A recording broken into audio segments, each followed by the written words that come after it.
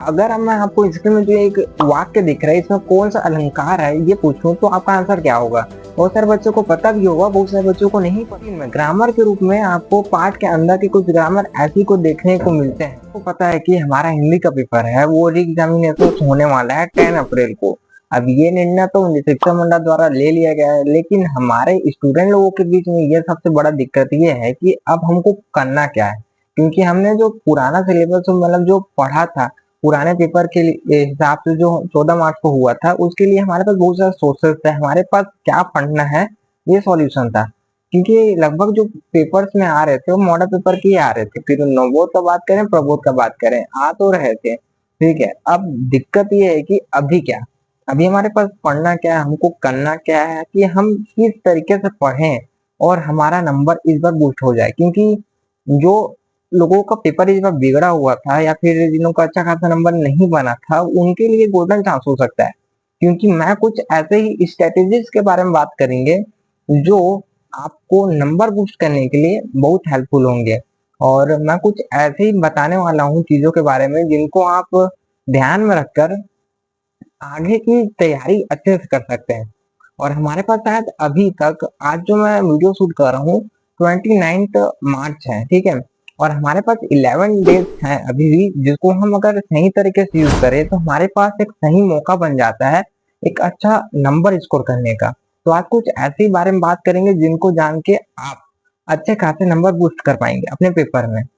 तो देखो यार, आप लोगों को कहीं ना कहीं क्वेश्चन आंसर का तैयारी तो है ही। आपने पहले जो पढ़ा था लगभग को उनमें से आपका अच्छा खासा तैयारी हो गई है। मैं उनका बात लास्ट में करूंगा क्वेश्चन आंसर का, ठीक है। तो सबसे पहले हम देख लेते हैं कविता लेखन या फिर नाटक लेखन। आपने पेपर में इस बार देखा होगा 3 नंबर में आया था, दोनों अर्थों में आपस में थे, ठीक है।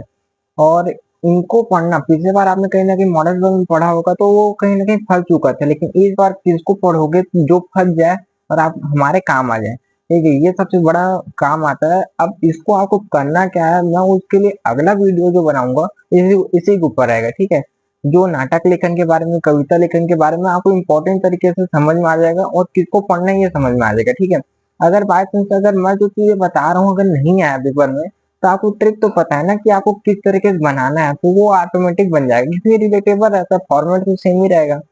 और इसी के साथ आपने एक 4 नंबर का जो क्वेश्चन था उसमें आपको फीचर आलेख लेखन ये सब चीज आपको देखने को मिला होगा। तो जो हमारा कविता लेखन नाटक लेखन और जो फीचर आलेख लेखन ये सब चीजें हैं उनको हम नेक्स्ट वीडियो जो हमारा आएगा, ठीक है। जो मैं चीजें बता रहा हूँ इनको हम पहले ध्यान देंगे, इनको पहले निपटाएंगे, ठीक है। और इसको कैसे तरीके से पढ़ना है, प्रीवियस ईयर पेपर कैसे करना है और भी सभी चीजें उनको मैं एनालाइज करके आपको वीडियो आप तक पहुंचा दूंगा।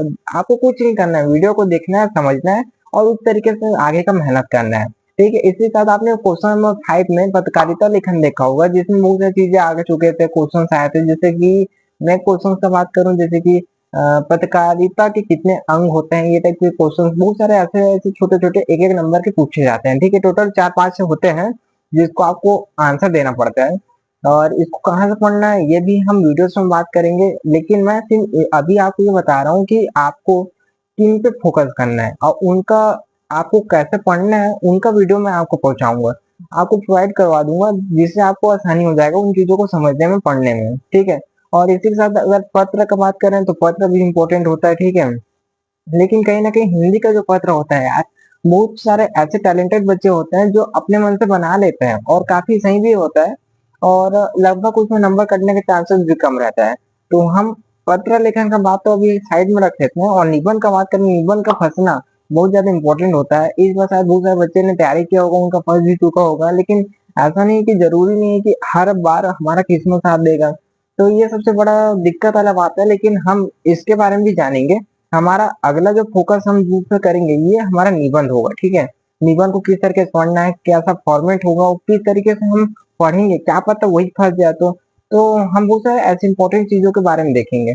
तो मैं इन चीजों को आपको बता रहा हूँ लाइन बाय लाइन, आपको उसको नोट कर लेना कॉपी में क्योंकि इनके वीडियोस आपके पास जल्दी से जल्दी आएंगे, ठीक है। और सबसे इम्पोर्टेंट बात, अगर अब मैं आपको स्क्रीन में जो एक वाक्य दिख रहा है इसमें कौन सा अलंकार है ये पूछूं तो आपका आंसर क्या होगा। बहुत सारे बच्चों को पता भी होगा, बहुत सारे बच्चों को नहीं पता होगा क्योंकि अलंकार बहुत सारे होते हैं। उपमा अलंकार, पुरोक्ति अलंकार, मालिक अलंकार और अनुप्रास अलंकार वगैरह वगैरह बहुत सारे अलंकार होते हैं। अब इसमें से कौन सा अलंकार किसमें फिट होते हैं, क्यों लगते हैं, किस लिए लगते हैं और वे अलंकार ऐसे वाक्य में क्यों आते हैं, ये चीजें जानना भी बहुत ज्यादा इंपॉर्टेंट। जो अलंकार वगैरह हो गए और जो पाठ का नाम दिया रहता है उस पाठ को कौन से छंद में बनाया गया है, वो छंद का नाम क्या है, संज्ञा क्या है और भी सभी चीजें, ये सभी ग्रामर है। इनको आपको एक एक नंबर में 14 नंबर का जो प्रश्न क्रमांक रहता है, सॉरी 30 नंबर का, उसमें आपको ये सब देखने को मिलता है। और कहीं ना कहीं सीजी बोर्ड आए लोगों ने जब ब्लू प्रिंट जारी किया उसमें कहीं ना कहीं इसको प्रिंट आउट किया था कि आपको इस साल नया पैटर्न के हिसाब से ग्रामर देखने को मिलेगा। और ये 30 नंबर का जो क्वेश्चन होते हैं, 12 नंबर के जो क्वेश्चन होते हैं, जिसमें एक एक नंबर का जो डिवाइडेड जो क्वेश्चन होते हैं, ये सब क्वेश्चन आपको इसी यही सब ग्रामर है जो आपको इसमें देखने को मिलता है।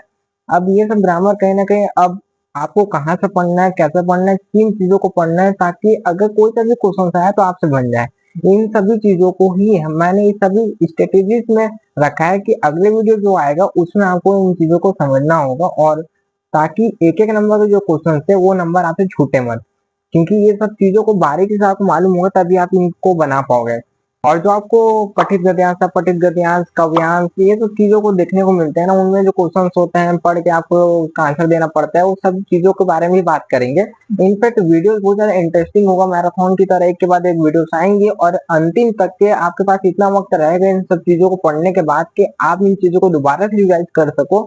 और रिवाइज सबसे मोस्ट पावरफुल वीपन होता है। अगर आप इन चीजों को बार बार रिवाइज कर लिए तो आपसे आगे कौन जाएगा, फिर आपका नंबर ऑटोमेटिक बूस्ट हो जाएगा वहां पर। इसलिए आप इन चीजों को अच्छे से पढ़िए और इन सभी चीजों की वीडियोस आपको जल्द से जल्द मैं प्रोवाइड करूंगा। बहुत ज्यादा एनालाइज करना पड़ेगा इन चीजों को और उसके बाद मैं आपको यहाँ तक पहुंचाऊंगा, क्योंकि मेरा काम यहाँ पर क्वांटिटी में नहीं नॉलेज पे है। अगर आपको अच्छे ज्यादा क्वालिटी मिलेगी तो आप ऑटोमेटिक इन चीजों को जान डालोगे।